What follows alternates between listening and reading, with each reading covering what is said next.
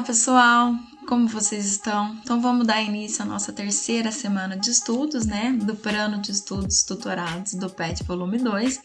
E para essa semana, para o terceiro ano do ensino médio, a gente vai falar um pouquinho sobre as variações da primeira lei de Mendel. Antes de falar, né, plenamente o que é as variações da primeira lei de Mendel, vamos recordar o que a primeira lei de Mendel trazia para a gente, né?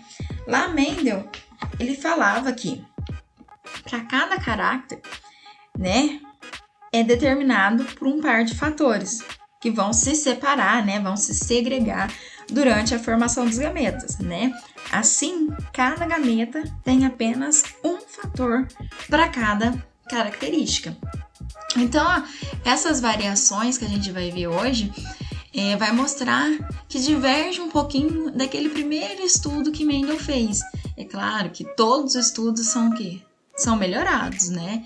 A gente vai tendo certezas de algumas coisas e a primeira lei de Mendel não deixou de acontecer isso também. Então, a gente foi feitas novas análises, novos cruzamentos para a gente estar sabendo. Então, a gente vê que não é só um par de fator que vai estar contribuindo ali. Então, aqui eu trouxe um mapa, né, para a gente entender um pouquinho quais são essas variações. Aqui no começo a gente fala sobre os alelos letais. O que são esses alelos letais? Os alelos letais, quando vai condicionar determinado gene que vai causar a morte. Então, eles fizeram estudos em ratos, a gente vai ver nos exercícios, e que determinado alelo, ele vai condicionar a morte, tá? Então, são alelos, por o próprio nome diz, letais, né? Aí a gente tem a pleutopia, que mostra que ele vai ter mais de uma característica, né? É um fenômeno em que um par, né, de genes alelos, ele vai condicionar o aparecimento de várias características no mesmo organismo. Aí a gente tem também o heterozigoto, né? Lembra que a gente tem pares de alelos diferentes na heterozigoto. E a gente tem sem dominância completa e com dominância incompleta. Então a gente fala que é dominância completa e dominância incompleta. Na dominância completa é aquela mais simples, tá? Em que um alelo ele vai suprir a manifestação do outro quando tá em heterozigose, tá? Então vamos ver um gene dominante que causaria determinada característica, se ele tá em heterozigose, ele também vai manifestar aquela determinada característica, né? Aquele fenótipo. Lembrando que o fenótipo é o quê? As características externas, as características visíveis que eu posso ver, né? Então, ali, aí a dominância incompleta é quando os alelos expressam em heterozigose, né? Porém, o fenotipo produzido é intermediário, né? Uma vez que nenhum é completamente dominante. Então, na dominância completa, o alelo heterozigoto, ele vai dar o quê? A característica fenotípica exclusiva ali, vai manifestar. Na incompleta, ele vai ter o quê? Vai ser intermediária aquela característica. Ele tá em heterozigose, só que a característica vai ser o quê? Intermediária. Aí a gente tem ali também falando sobre a codominância. Então, a codominância, ela vai ocorrer quando eu tenho dois alelos, né, que vão se expressar em heterozigose também, e não é formado um fenótipo intermediário, como se ele formasse um outro fenótipo diferente, né, uma característica super diferente.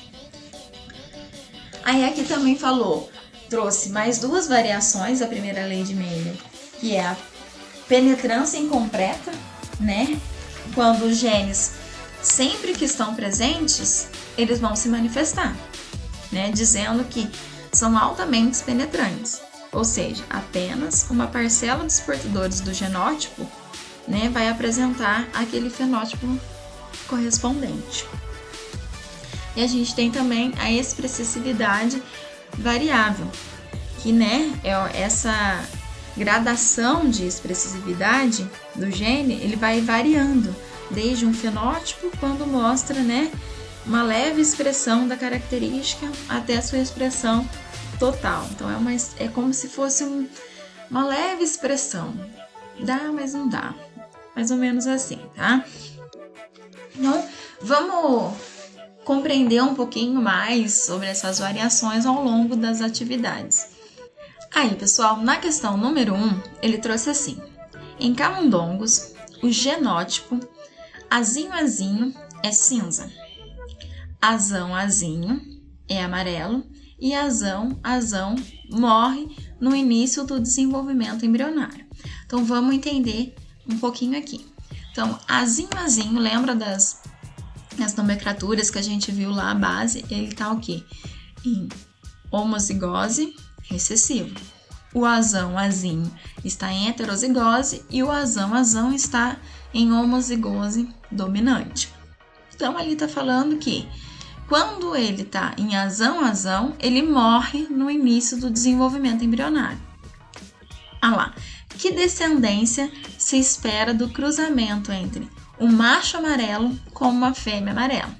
Então, se a gente sabe que amarelo está em heterozigose, eu vou fazer o quê? O cruzamento entre eles. É um heterozigoto com outro heterozigoto, como mostra na imagem, a imagem aqui. Então, eu cruzei a fêmea amarela com o macho amarelo, todos eles são heterozigoto.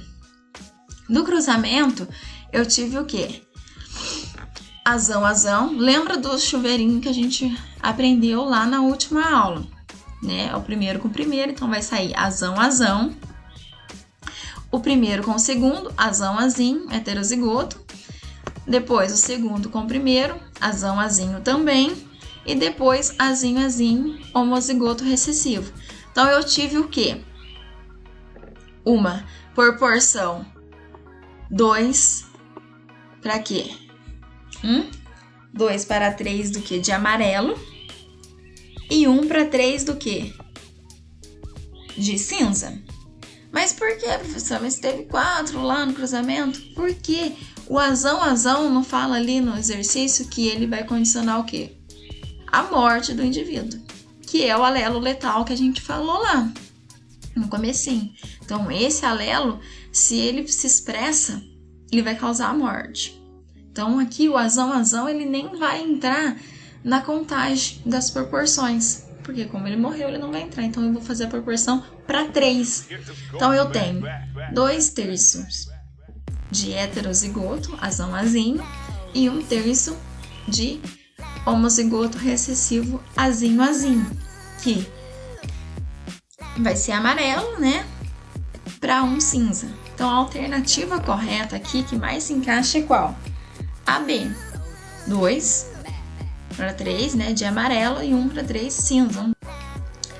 Na questão 2, trouxe assim: em galináceos, há um alelo que condiciona o fenótipo conhecido pelos criadores como a frisma, ou penas arrepiadas. A anomalia que ele determina é uma deformidade das penas, que são fracas e oferecem pouca proteção térmica. As aves afetadas apresentam ainda pouca produtividade de ovos e carne, aumento dos órgãos digestivos, alterações hormonais e dos rins. Como se denomina esse padrão de herança em que um só alelo causa múltiplas manifestações fenotípicas? Cite um exemplo na espécie humana. Então, ali ele está falando de um fato que está acontecendo, né, nas galinhas, que a pena nasce arrepiada e causa várias deformações ali nos órgãos dele. O que vai condicionar isso? Qual é a variação da primeira lei de Mendel que se encaixa nessa situação? Isso é a pleotopia. Lembra lá que a gente viu que uma vai dar várias características, né? Então, lá é um fenômeno em que um par de genes, né, os alelos, vai condicionar o aparecimento de várias características no mesmo organismo. E ali, ele fala para a gente citar um exemplo na espécie humana. O que acontece na espécie humana ali? Então, a gente tem o exemplo da fenilcetonúria, que trata, né, de um erro inato, né, no metabolismo de um caráter genético autossômico recessivo. Lembrando, autossômico é o quê? Que pode afetar tanto o homem como a mulher, caracterizado pelo aumento da fenilanina, né, na corrente sanguínea e aumento do que? Da secreção urinária do ácido fenilcetonúria. Então, o que acontece? Por que ali tá? Aí vamos analisar a imagem aqui. Então, eu tenho aqui o pai e a mãe são heterozigotos, tá vendo? Que tem uma bolinha azulzinha e uma bolinha vermelhinha. No cruzamento entre eles, eles tiveram a bolinha azul determina um gene normal e a bolinha vermelhinha um gene da fenilcetonúria. Então o primeiro bebezinho aqui, ele não tem. Então ele é o que? Heterozigoto, homozigoto dominante. Depois eu tenho 2 em heterozigoto que eles nasceram normal também. Eles são portadores do gene, mas eles são normais. E depois eu tive um aqui, um homozigoto recessivo, que condicionou o quê? Uma criança com fenilcetonúria. Então, o que eles fazem? Na espécie humana, essa pleotopia, então é o que? Esses genes, né? Esses alelos vão condicionar características, aparecimento de várias características diferentes. E nesse caso, vai ser a característica da produção, né? Da fenilanina, e o que vai causar vários distúrbios na criança. Para se descobrir, a gente faz o quê? O teste do pezinho. Por isso que é muito importante fazer o teste do pezinho na criança, porque ali ele vai saber se ele está fazendo maior produção ou não da fenilanina. Se ele for identificado, né, com fenilcetonúria, ele vai ter o quê? Vai ter um tratamento, professor? O que é o tratamento? O tratamento nada mais é que o quê? Uma dieta rigorosamente limitada do quê? De proteína. Então, a criança que tem isso, que a fenilanina nada mais é que uma proteína, né? E ela, se eu já tenho uma grande quantidade dessa proteína e se eu faço a digestão de mais proteínas, isso vai causar vários distúrbios nas crianças. Então, pode causar danos cerebrais, deficiência intelectual, né? Sintomas comportamentais como convulsão. Então, vai criar várias coisas. Então, o que a gente tem que entender aqui na segunda questão, que apenas um gene, né? Ele pode estar trazendo várias características diferentes.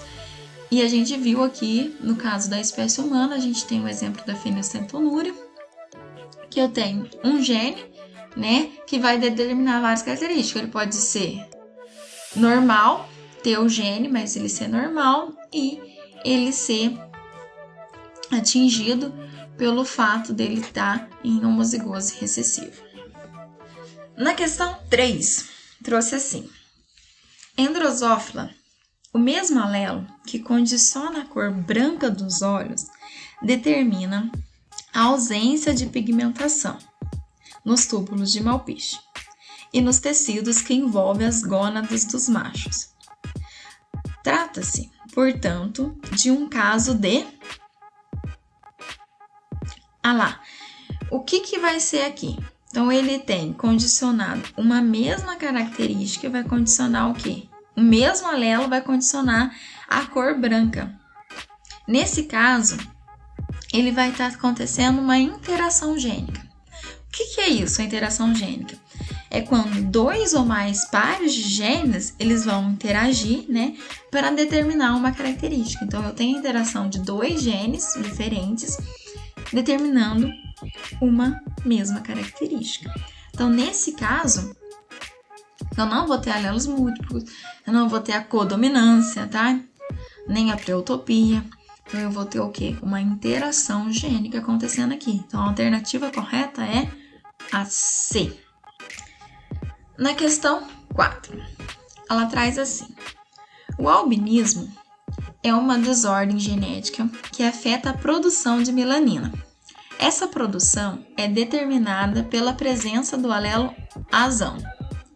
E observa-se ainda que o indivíduo homozigoto recessivo é albino. Diante disso, podemos afirmar que se trata de um caso de... Então, o que está acontecendo ali? Então, vamos analisar o cruzamento. Então, eu tive o cruzamento de o azão, né? Com azinho. Então, eu sei que sempre que eu tiver um alelo recessivo, né, em homozigose, que é o azinho no caso, eu vou ter uma criança albinismo. Então, isso acontece o quê? Quando eu tenho uma dominância completa. Quando determinados, né, genes vão condicionar aquela característica. Então, sempre que eu tenho o azinho homozigoto, eu vou condicionar uma característica do quê? De albinismo numa criança. Então, não é alelos letais, porque as crianças não morreram. A dominância completa? Sim, por quê? Pois o alelo ele vai impedir o quê? A manifestação do outro, quando eles estão em heterozigose. Então, o que acontece? Ele é azão, ele vai dar o quê? A cor mais escura, preto, vamos dizer assim. Heterozigose, ele vai ser também a cor mais escura, intermediário lá, o moreno. E sendo que, como ele está em homozigose, o azão, o gene dominante, vai se sobressair sobre o recessivo, quando ele está em homozigose. Em heterozigose, perdão. Mas aí, quando ele está em homozigose recessivo, ele vai condicionar o azinho. Então, no caso, a alternativa correta é dominância completa, né? Que um vai impedir a manifestação do outro, quando eles vão estar o quê? Em heterozigose. A questão 5. A maravilha, Mirabilis jalapa, é uma planta que apresenta flores vermelhas, brancas e rosa. O fenótipo rosa é determinado quando a planta é heterozigota e caracteriza-se por ser uma coloração intermediária. A maravilha é, portanto, um exemplo clássico de... Qual que é o exemplo clássico dessa que está acontecendo ali? Então, ele vai ter uma característica intermediária. Então, como a gente pode ver na imagem aqui, eu tenho aqui os parentais, eu tenho o amarelo, o vermelho que cruzou com o branco. Então, eu tenho vezão do vermelho, vezão do branco. Quando eu fiz cruzamento entre eles, eu tive uma geração F1 do quê? De flores rosas, né? Que foram rosas por uma cor intermediária. Quando eu faço a autofecundação deles, eu tenho que na geração F2 tenho flores vermelhas, flores brancas e flores rosas. Nisso, quando acontece esse tipo de situação, eu falo que está acontecendo uma dominância incompleta. Por quê? Quando há duas, né, expressões possíveis em que o gene é dominante e prevalece sobre o recessivo. Mas nos casos que essa expressão vai dar, numa terceira expressão vai aparecer. Então, eu tenho duas características diferentes. Quando eu faço cruzamento, eu tenho genes deles dominantes, que é no caso, que vão gerar uma segunda característica, né? Que é uma característica intermediária ali, é o que está acontecendo. Então, na dominância incompleta, é isso que vai acontecer. Então, eu tenho dois homozigotos dominantes. No cruzamento entre eles, eu vou ter um heterozigoto que vai ter uma característica intermediária, certo? Então, a alternativa correta é a C, dominância incompleta. Na questão 6, dominância incompleta ou semidominância ocorre quando alelos em homozigose promove efeitos diferentes no fenótipo em relação ao estado de homozigose. Em plantas maravilhas, os genótipos abaixo influenciam nos seguintes fenótipos. Vamos lá, então eu tenho Bzão, Bzão, eu tenho flores vermelhas. Tenho Bzinho, Bzinho, flores brancas e Bzão, Bzinho, flores rosas. Em cruzamento entre maravilha vermelha e uma branca, nasceu F1, 90% maravilhas rosas. Qual a porcentagem de um indivíduos da cor vermelha ocorrerá se autofecundarmos duas maravilhas do F2? Então, eu quero saber se eu tenho duas maravilhas do F2. Qual vai ser a porcentagem aí? Então, eu vou ter lá a autofecundação entre vermelha e o quê? E brancas. Mas eles são Bzão, Bzão, Bzão, Bzinho. Aqui na imagem, eles estão em homozigoto dominante. Então, ele não vai condicionar o que a gente quer aqui. Tô só representando, tá bom? Então, se eu fazer o cruzamento entre Bzão, Bzão e Bzão, Bzinho, eu vou ter 100% rosas, tá? Porque todas vão gerar Bzão, Bzinho. Então, se eu tiver um cruzamento entre flores vermelhas com flores brancas, eu vou ter na primeira geração F1 100% rosa, Bzão, Bzinho. Se eu fazer uma autofecundação entre Bzão, Bzinho com Bzão, Bzinho, eu vou ter 25% de flores vermelhas, 50% de rosas e 25% de flores brancas.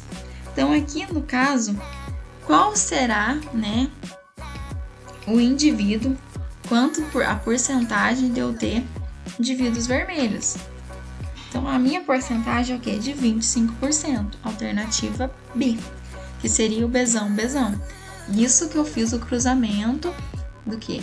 Da primeira, Bzão, Bzão, no Bzinho, Bzinho. E depois eu fiz uma autofecundação entre essa primeira geração, para mim obter a porcentagem de quantos que eu tenho da geração F2 de vermelha. Então, em todo esse cruzamento, eu cheguei ao resultado do quê? De 25%. Joia? Então, a gente vai ficando por aqui. Não deixe de se cuidar, se inscreva no canal, né? Acione o sininho para que todas as correções durante as semanas, né, do PET, vocês tenham a notificação. Então, até a próxima!